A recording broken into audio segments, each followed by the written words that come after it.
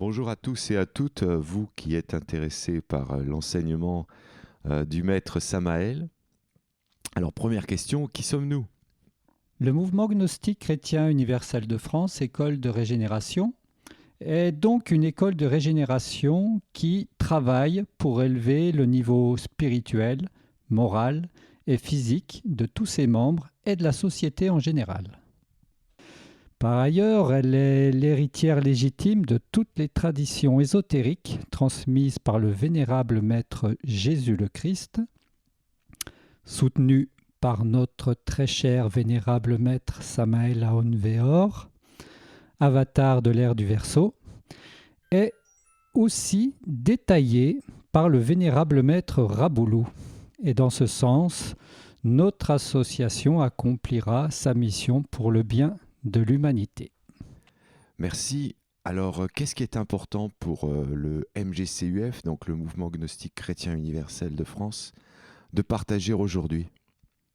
Alors le propos de cette vidéo, c'est de justement présenter les éléments qui donnent un éclairage, une précision sur cette période des années 75, 76, 77 et de la passation donc du mouvement gnostique chrétien universel du vénérable maître Samael vers le vénérable maître Raboulou, avec toutes les tensions et distensions qui ont à ce moment-là pu provoquer beaucoup de remous.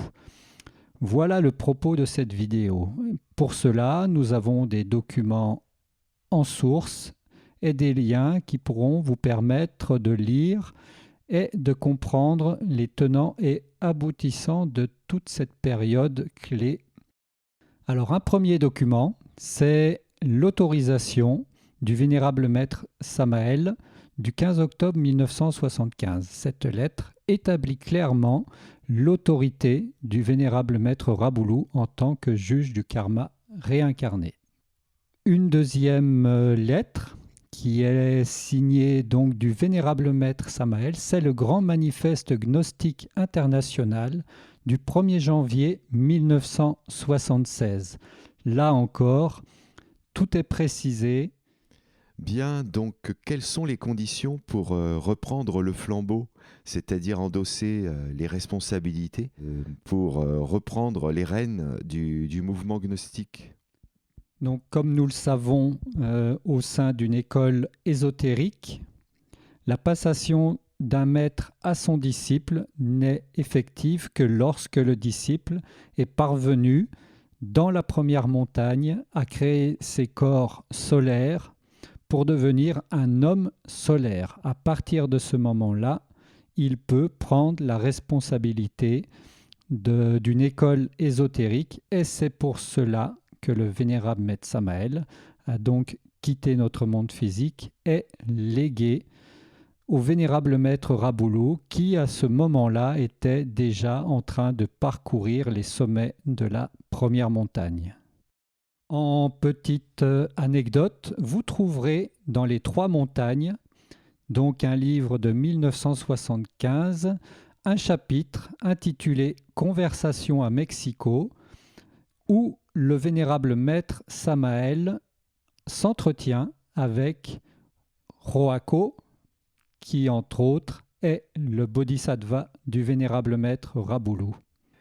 Alors maintenant, un point qui mériterait d'être un peu plus clair, c'est le fait de trouver sur Internet un nombre important d'associations du mouvement gnostique et surtout différents responsables, différents maîtres, en tout cas se prétendant maîtres. Donc merci de nous éclairer.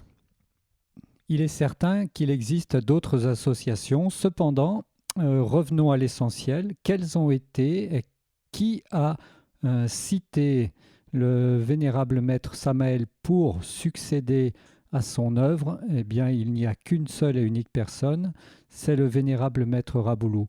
Que sa désignation n'est pas convenue ou ne convienne toujours pas à certaines personnes, je pense qu'ici, le travail ésotérique du premier facteur est plus qu'évident pour nous tous afin de ne pas nous égarer, nous autoproclamer successeurs et en fait prendre des chemins que d'autres auparavant ont déjà pu prendre pour s'égarer et égarer d'autres personnes avec elles. Ce sont les aveugles, guides d'aveugles. Ça, nous étions déjà prévenus depuis très longtemps. Nous avons terminé cette première vidéo concernant la filiation du vénérable maître Samael au maître Raboulou. La prochaine, nous introduirons le nouvel ordre, c'est-à-dire comment le maître Raboulou a transformé le mouvement gnostique chrétien universel avec toutes ces nouvelles orientations. À la prochaine fois.